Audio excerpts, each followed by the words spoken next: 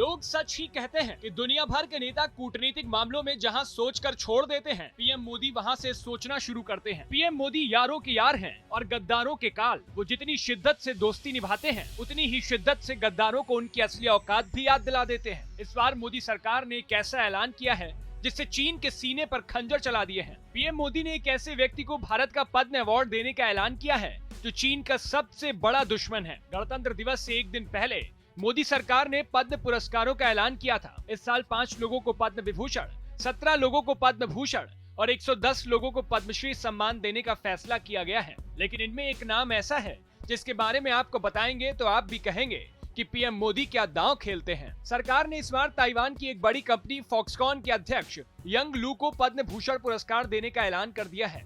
Young लू वो businessman है जिनसे चीन भी घबराता है। यंग लू ताइवान के नागरिक हैं। आपको बता दें कि यंग लू वही व्यक्ति हैं जिन्होंने चीन से फॉक्सकॉन के मैन्युफैक्चरिंग प्लांट को हटाकर भारत में शिफ्ट कर दिया है। वहीं इस बार भारत में ताइवान कंपनी फॉक्सकॉन के चेयरमैन यंग लियू को पद्म भूषण देकर भारत ने चीन को मिर्ची लगा दी है। ताइवान की कंपनी के चेयरमैन को भारत ने तीसरा सर्वोच्च नागरिक सम्मान देकर एक कूटनीतिक दांव चला है। चीन और मालदीव की बढ़ती नजदीकियों के बीच इस दांव से चीन को मिर्ची लगी है। दरअसल ताइवान में हाल ही में चीन विरोधी सरकार सत्ता में आई है। विदेशी मामलों के जानकारों का कहना है कि भारत ने पद्म भूषण दांव से चीन को बुरी तरह पस्त किया है। ध्यान देने वाली बात है कि यंग लू वही शख्स हैं जिन्होंने चीन से फॉक्सकॉन के मैन्युफैक्चरिंग प्लांट को हटाकर भारत में शिफ्ट किया है। फॉक्सकॉन एप्पल के प्रोडक्ट बनाती है और अब आईफोन से लेकर आईपैड तक सभी भारत में ही बन रहे हैं। इस बात से चीन पहले ही तिलमिलाया हुआ था। अब भारत सरकार ने लू को पद्म भूषण से नवाजा है तो चीन को मिर्ची लगना तय है। जानकारी के लिए आपको बता दें कि फॉक्सकॉन एप्पल के प्रोडक्ट बनाती है और आईफोन से लेकर आईपैड तक सब भारत में बनता है। फॉक्सकॉन कंपनी का चीन से चले जाना शी जिनपिंग के लिए एक बहुत बड़ा सदमा था, लेकिन अब भारत ने इस सदमे को दोगुना कर दिया है। भारत यंग लू को पद्म पुरस्कार दे रहा है। आपको जानकर हैरानी होगी कि फॉक्सकॉन के पास पहले से ही तमिलनाडु में एक आईफोन फैक्ट्री है जिसमें 40,000 लोग काम करते हैं।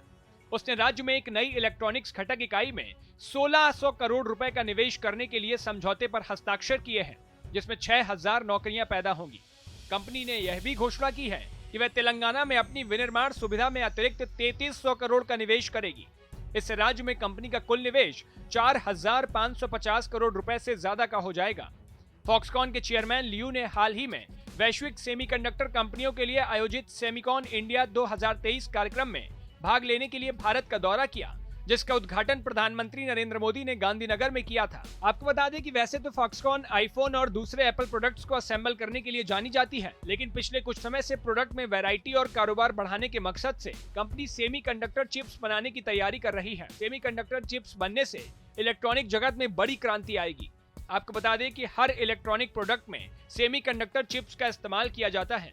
सेमीकंडक्टर चिप्स का इस्तेमाल कंप्यूटर और लैपटॉप में डाटा स्टोर करने के लिए होता है। डिजिटल कैमरों और टीवी जैसे उपकरणों की परफॉर्मेंस और कैपेसिटी बढ़ाने के लिए भी सेमीकंडक्टर चिप्स का इस्तेमाल किया जाता है। इलेक्ट्रॉनिक्स और सेल्फ ड्राइव कार्स में भी सेमीकंडक्टर चिप्स का इस्तेमाल होता है। फॉक्सकॉन कंपनी का कहना है कि अब वह भारत में सेमीकंडक्टर चिप्स बनाने की तैयारी कर रही है। यंग लू ने कहा था कि अगर भविष्य में कोई बड़ा बदलाव नहीं होता है तो भारत दुनिया का नया मैन्युफैक्चरिंग हब बन जाएगा।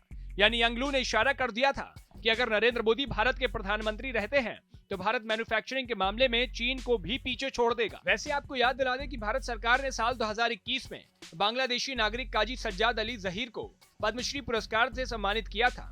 कर्नल काजी सज्जाद अली जहीर को 1971 में युद्ध के नायक के तौर पर जाना जाता है। पाकिस्तान सज्जाद अली को 50 सालों से ढूंढ रहा है। अब सज्जाद अली के खिलाफ पाकिस्तान ने डेथ वारंट भी इशू कर रखा है, लेकिन सज्जाद अली को भारत ने पद्मश्री पुरस्कार दिया था। इस पूरी खबर पर आपकी क्या राय है, हमें कमेंट बॉक्स में जरूर बताइएगा। बाकी की ऐसी खबरों के लिए देखते रहिए भारत एक्सप्रेस।